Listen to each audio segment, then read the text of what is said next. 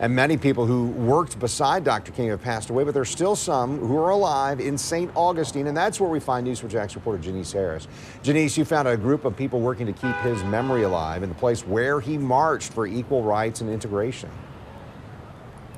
Yes, it was in this plaza where he once marched, and the memories here remain. There are also many people that came here earlier today to show their respects to Dr. Martin Luther King Jr. But in addition to that, there are some people that are still alive, including a 99-year-old woman who once cooked and housed Dr. King. A long journey toward freedom and justice in St. Augustine. Dr. King walked in the same plaza in 1964 to integrate St. Augustine. Every year, people return on his birthday. Among them, members of his fraternity. That we want to make sure that we're honoring his legacy and that we're commemorating and reflecting on the time that he was here in St. Augustine. A short walk away, Lenny Foster, a local photographer, is creating art through shoes with the 16 Jewish clergy members marching in protest for civil rights that were arrested with Dr. King. Well, it's his pair and 17 others.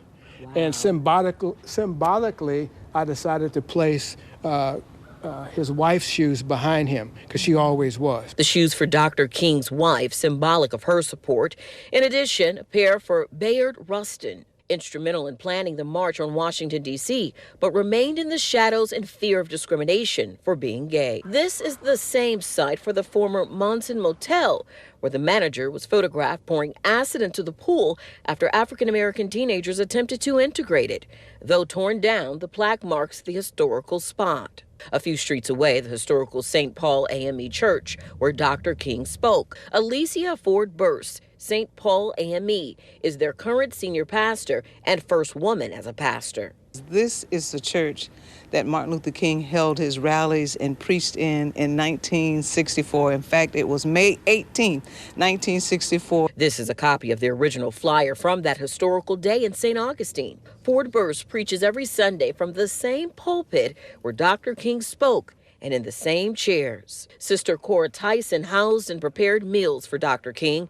Tyson said even when others wanted to turn to violence, Dr. King required nonviolence, despite threats of death from Klan members. I believe he was a God-sent man. When I met him,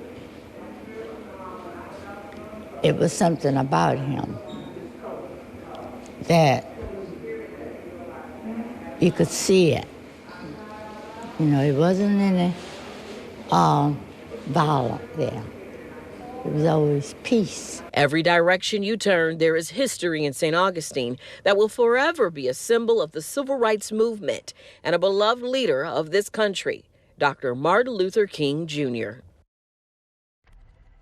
In addition to Dr. King, Andrew Young, many others, also Jackie Robinson spoke in that same church, St. Paul AME Church.